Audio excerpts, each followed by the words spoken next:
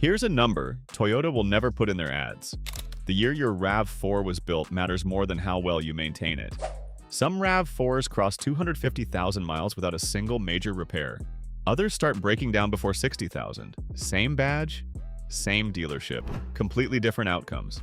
And it all comes down to one number, the model year.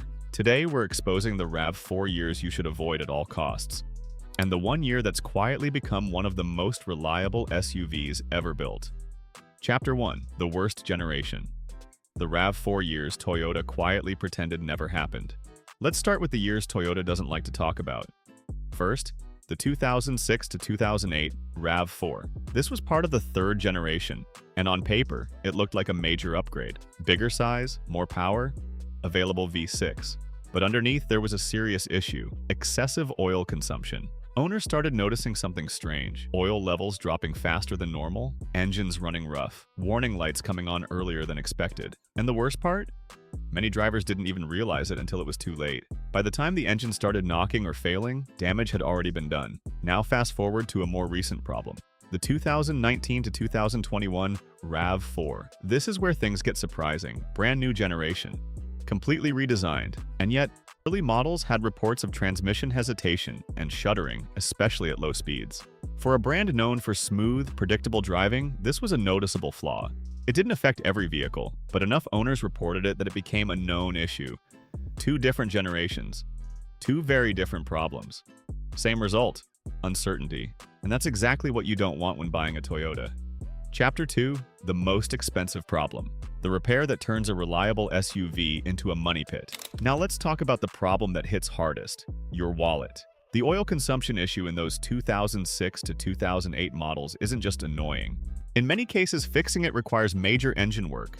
We're talking piston rings, internal components, not a simple repair. The cost? Anywhere from $4,000 to $8,000. And here's the problem: many owners didn't get help from Toyota.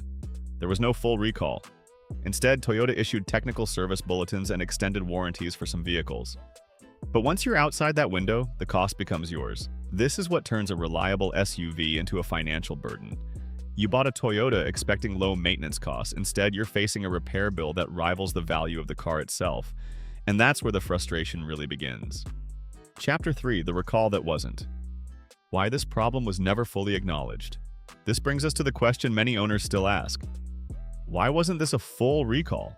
The issue was widely reported, complaints were filed, patterns were clear, but instead of a large-scale recall, Toyota handled it quietly.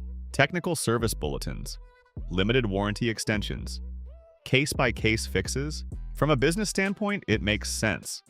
A recall costs billions. A controlled response? Much cheaper. But for owners, it creates a gray area. You know the issue exists. You know it's documented. You're never fully covered. And that uncertainty is what makes certain RAV4 years risky, not just because of the problem itself, but because of how it was handled. Chapter 4. The Years You Should Trust. The RAV4 models that quietly became bulletproof. Now here's where things shift, because not all RAV4s are risky. In fact, some years are incredibly reliable.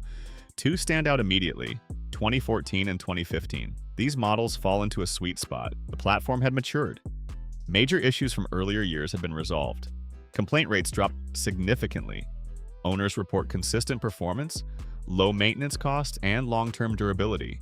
Then we move to the newer generation, 2022 to 2024.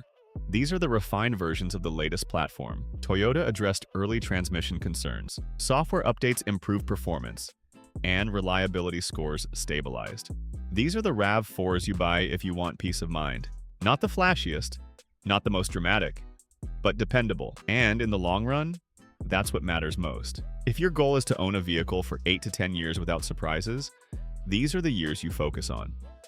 Chapter 5. The Used Market Trap. How dealers hide problem years. Now, let's talk about something most buyers don't think about: how problem years are sold. Because here's the reality: a 2008 RAV4 with 120,000 miles can look just as clean as a 2015 model on a dealership lot. Shiny paint, clean interior, fresh detailing. But the risk is completely different, and dealers won't always highlight that. Carfax reports, helpful, but limited. They show accidents and service history, not hidden engine issues. So what should you look for? First, oil consumption signs. Ask about oil change frequency. Check for unusually frequent top-ups. Second, mileage patterns. Some issues show up after 60,000 to 100,000 miles. Third, service records. Consistency matters more than appearance. And finally, always research the model year before you even step onto the lot. Because once you're emotionally invested in a car, it's harder to walk away. And that's where buyers make mistakes. Most buyers never check the model year deeply. They trust the brand name instead. That's where problems begin. Because not every Toyota is equal. Some years are clearly better than others.